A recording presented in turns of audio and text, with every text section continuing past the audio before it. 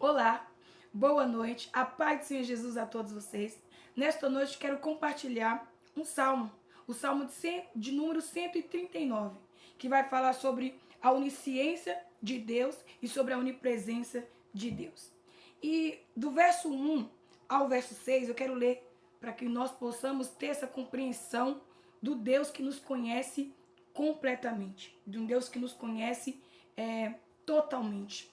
Não é um Deus que nos conhece parcialmente. É um Deus que conhece tanto a mim como a você completamente. E assim vai escrever o salmista a respeito, do conhecimento de Deus, dizendo: Senhor, tu me sondas, tu me conhece, tu sabe o meu assentar e o meu levantar. De longe entende o meu pensamento, cerca o meu andar e o meu deitar, e conhece todos os meus caminhos, não havendo ainda palavra alguma na minha língua. Eis que logo, ó Senhor, tu conheces. Tu me cerca por detrás e por diante, puseste sobre mim a tua mão. Tal ciência é para mim maravilhosíssima, tão alto que eu não posso atingir. Então o salmista está dizendo que o Deus que nós servimos é um Deus que nos conhece perfeitamente. É o Deus que nos conhece completamente. Ele está dizendo: o Senhor me sonda, o Senhor me conhece. O Senhor sabe, as intenções do nosso coração. O Senhor sabe cada passo, cada ação que nós damos, cada intenção do nosso coração, o Senhor sabe. Então, nós podemos ver que não tem como nós chegar diante de Deus com uma máscara. Não tem como nós chegar diante de Deus e esconder diante de Deus os nossos sentimentos, as nossas emoções, os nossos pensamentos, os nossos desejos. Porque aqui o salmista Davi deixa muito claro que o Deus a qual nós servimos é o Deus onisciente, é o Deus que sabe todas as coisas. E aqui o salmista deixa muito claro: o Deus ao qual eu sirvo é um Deus que me conhece completamente. Todas as minhas intenções, todas as minhas ações. E ele vai dizer muito mais. Ele vai dizer: ainda que uma palavra chegue na minha língua, ele já sabe o que eu vou dizer. Esse conhecimento é para mim tão grandioso que eu não consigo atingir. Eu não consigo compreender. O ser humano, na sua capacidade de compreender, não consegue compreender essa ciência, esse conhecimento de Deus. É um Deus que nos conhece. Então, nesta noite, chega diante de Deus e chega verbalizando as suas emoções. Chega verbalizando aqueles desejos mais íntimos do seu coração, que é um desejo vergonhoso, que muitas vezes a gente temos vergonha de falar para os nossos amigos mais íntimos. Mas diante de Deus, nós sabemos que Deus já nos conhece. Antes que nós viemos confessar ao Senhor, Ele já nos conhece. Ele já sabe. Ele sabe que nós somos um ser humano declinado ao pecado. Ele já sabe que nós somos um ser humano que temos a natureza pecaminosa, que nós não somos perfeitos e que nós vamos atingir a perfeição só na segunda vinda de Cristo, quando nós formos glorificados. Mas enquanto nós estivermos neste corpo, dessa natureza pecaminosa, nós não atingiremos o padrão de perfeição. Então chega diante de Deus e confessa diante de Deus o sentimento mais vergonhoso que muitas vezes passa no nosso coração, porque Ele já nos conhece. E quando nós lemos o verso 7 até o verso 12, fala que Deus está presente em todos os lugares. O salmista vai descrever dizendo: para onde escaparia do teu espírito? Ou para onde fugiria da tua face? Se eu subir ao céu, tu lá estás. Se fizer na sepultura a minha cama, eis que tu ali estás também.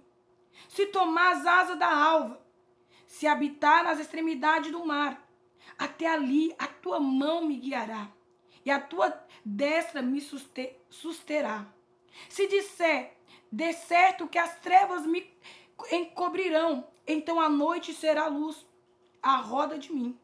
Nem ainda as trevas me encobrem diante de ti, mas a noite resplandece como o dia. As trevas e a luz são para ti mesmo. As trevas e as luzes são para ti as mesmas coisas. Então, o salmista está dizendo que não tem para onde nós fugirmos da face do nosso Senhor, porque Ele está em todos os lugares. É por isso que o salmista aqui, ele destaca, né, que o nosso Deus é o Deus onipresente. É um Deus que está em todos os lugares. E aqui nós entendemos, nós aprendemos, nós tiramos dois aprendizados. Se Deus está em todos os lugares, nós devemos vigiar as nossas ações, não só quando nós estamos diante dos irmãos, diante do líder religioso. Não, nós devemos ser cristão, ser íntegro, viver uma vida de santidade aonde nós estivermos. Mesmo que não estiver diante dos olhos, do alcance dos nossos irmãos, mas nós devemos continuar com a nossa vida santa. Manter separado. Santo não quer dizer perfeito. Santo significa separado para Deus, para a sua vontade. Né? Nós devemos permanecer com os nossos princípios no trabalho, na escola, não só na igreja, não só diante da vista dos irmãos. Porque, irmãos, não tem para onde nós fugirmos de Deus. Não temos nós pecar, encobrir o pecado. Quando nós lemos a história ali de Davi, ele relata também ali no Salmo 32, que quando ele peca ali com Betseba, né, e ali ele encobre aquele pecado, ele não confessa. Ele não confessa, mas Deus envia o que é o profeta. Sabe por quê? Porque Deus sabe todas as coisas. Não tem para onde nós fugirmos. Não tem pecado que fica oculto diante dos olhos daquele que tudo sabe, daquele que está em todos os lugares, que sabe todas as coisas. E Davi tentou encobrir o seu pecado, né, da pessoa de Deus. Aleluia, louvado seja o nome do Senhor. Só que nós não podemos esconder diante da face do Senhor. Ele está dizendo, se eu tentar me esconder, se eu descer à profundeza do mar, o Senhor ali me vê, o Senhor ali está. Se eu subir os céus, o Senhor ali está. Se eu fazer da sepultura a minha cama, o Senhor também estará ali. Por quê? Porque o nosso Deus, um do atributo que é somente do Deus a qual nós servimos, é a onipresença. Deus está aqui, Ele está lá. Né? Ele é o Deus de perto, é o Deus de longe. Então não tem para onde nós escondermos. E então nos passa a ideia de que se Deus está em todos os lugares, nós devemos permanecer íntegro diante de Deus aonde nós estivermos. No nosso lar, no nosso trabalho, no meio da nossa família, no meio dos nossos colegas de trabalho, de faculdade, nós devemos permanecer os mesmos princípios, né? Nós devemos permanecer ali sendo um exemplo de cristão onde nós estivermos. Porque Deus está em todos os lugares. E é Ele que vai nos julgar e nos inocentar. Mas também, ao mesmo tempo que fala que Deus está em todos os lugares, nós entendemos que nós não entendemos que em nenhum momento sequer nós estamos sozinhos, nós estaremos sozinhos. Talvez nós pensamos assim, nossa, eu me sinto tão sozinho, eu queria alguém para conversar, eu me sinto muito abandonado. Mas irmãos, aqui o salmista está, né, falando da onipresença de Deus. Deus está em todos os lugares.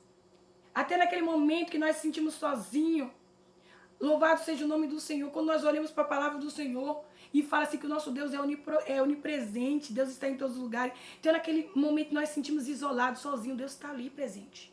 No momento de angústia, no momento que nós corremos para o banheiro para chorar e achamos que ninguém nos vê, Deus está nos vendo, porque Ele é onipresente. Não tem aonde nós escondermos da face do nosso Criador. Ele está presente em todos os lugares. Então o mais maravilhoso é que nós não estamos sozinhos, independente de onde nós estivermos. Independente se nós não estiver ali em rodas de amigos, mas nunca estaremos só. Deus está conosco. E o Deus que está conosco é o Deus que sabe todas as coisas.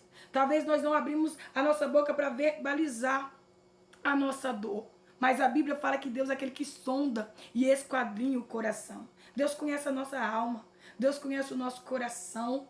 Né? Então, olha que maravilha esse Deus que nós servimos. Apenas basta nós crermos na palavra do Senhor. Né? São a mensagem revelada da parte do Senhor. Essa mensagem não tem variação, não tem mudança. Nós podemos acreditar na palavra do Senhor porque ela é fiel e verdadeira. E não é apenas uma filosofia, não é uma filosofia barata, não. É uma palavra que tem efeito, que tem ação. Então, o Salmo está dizendo, o Deus a qual nós servimos, Ele nos conhece. E é um Deus que não está parte do teu povo, é um Deus que está presente no meio do seu povo. Ele está em todos os lugares. Nunca estaremos só, porque esse Deus está conosco. Louvado seja Deus. Aleluia, louvado seja o nome do Senhor. E a partir do capítulo 13 até o 16, Fala que Deus foi que nos formou, né? Nós entendemos que nós viemos na Terra não foi apenas por um processo biológico, mas foi Deus que nos formou. E diz assim, e também eu achei muito interessante, antes de iniciar o verso 13, que fala que mesmo que nós estivermos na escuridão, ali a escuridão não impede Deus de nos ver. Olha que maravilha. O salmista fala, a escuridão e o dia para Deus e a luz para Deus é a mesma coisa. Deus, quando nós estamos na escuridão, Deus é como se fosse um dia claro para Deus. Deus nos enxerga, Deus nos vê. Então, olha a maravilha de Deus. Deus nos vê até nos nossos piores momentos. Deus vê aquele que está na sarjeta, aquele que está na escuridão. E a vontade de Deus é trazer aqueles que estão na escuridão, nas trevas, para a sua divina luz. Do reino das trevas para o reino do seu Filho amado Jesus Cristo. Essa é a vontade de Deus, né? Por meio da luz que é a palavra do Senhor, o Evangelho. Louvado seja Deus. E no verso 13 até o 16, fala que Deus nos formou. Nós não nascemos apenas de um processo biológico, desejo, né, da carne, não diferente, talvez diferente de Adão no processo e na matéria. Porque Adão, Deus pegou no barro e formou Adão. Formou Adão ali do pó da terra. Mas quando nós lemos a descrição deste texto, a partir do 13, fala assim: pois possuíste os meus rins, cobriste-me no ventre da minha mãe. Ou seja, formou o meu corpo humano. Formou tanto o meu interior, né, como todo o corpo humano. No verso 14, eu te louvarei, porque de modo terrível, extraordinário, em outras palavras, e tão maravilhoso, tu me tem feito, tu me formaste. Maravilhosas são as tuas obras, e a minha alma sabe muito bem. Os meus ossos não te foram encobertos, quando no oculto fui feito, e aqui fala entretecido, mais profundezas da terra. Os teus olhos me viram o meu corpo ainda informe. Então nós podemos ver que em outra tradução de Bíblia, fala que Deus nos teceu, dá a ideia ali de costurar. Então assim, Deus ele nos fez de uma maneira que o salmista vai dizer de uma maneira assombrosa. É uma maneira maravilhosa. O Senhor nos fez de uma maneira extraordinária. Tudo isso que Deus fez, o corpo humano, é uma obra impressionante do Criador. Nós somos criação de Deus. Uma obra impressionante. Nós podemos ver o funcionamento do cérebro, o sistema nervoso, o órgão, a capacidade de pensar, audição, olfato, paladar, o tato, a visão. Tudo isso, olha como uma conexão do corpo humano, a qual a ciência não consegue explicar. Essa função, essa organização. Então nós podemos ver esta obra vem do nosso Criador. Vem do nosso Criador. Deus nos fez. Deus nos conhece. Deus está presente no meio do seu povo, daquele que ele o criou. Nós podemos ver que tem animais, quando ele nasce, a partir do momento que ele nasce, ele já sai, não fica ali um tempo com a mãe. Tem animal que fica ali até aprender, né, se virar sozinho. Mas tem outros animais que já nasce e já procura seus caminhos, suas direção. Não fica ali debaixo das asas ali da sua mãe. Mas Deus nos fez e ele não nos deixou, né, abandonado a seguir com as nossas próprias vontades, a viver com o nosso próprio esforço. Deus nos sustenta. Deus diz que assim como ele sustenta os pássaros, assim como ele veste bem os lírios do campo, ele diz que nós valemos mais do que os passarinhos, do que os lírios do campo. Nós temos valor, foi Deus que nos criou. Ele nos teceu, nos costurou, formou as nossas emoções. Ele sabe as nossas emoções. Ele nos conhece perfeitamente. E quando, irmão, nós chegamos no verso 23 e 24, o salmista, ele entende tudo isso, sabendo que Deus, ele nos conhece as nossas ações, conhece a intenção do nosso coração, Ele conhece o nosso pensamento, Ele sonda os nossos corações, sabendo que Deus está em todos os lugares, sabendo que foi Ele que nos criou, que nos formou e que está presente no meio da sua criação. No verso 23 e 24, eu acho muito lindo. O salmista, conhecendo este Deus a qual ele serve, ele vai dizer: então me sonda, ó Deus, e conhece o meu coração. Prova-me e conhece os meus pensamentos. Vê se há em mim algum caminho mau e guia-me pelo caminho eterno. Então, o que eu entendo, o salmista, ele está relatando aqui um Deus onipresente, onisciente, um Deus que nos formou. E ele está dizendo, se o Deus a qual eu sirvo tem esses atributos que só ele tem, ele está dizendo, então me sonda. Sonda-me, ó Deus, porque tu conheces o meu coração. Tu prova os meus pensamentos.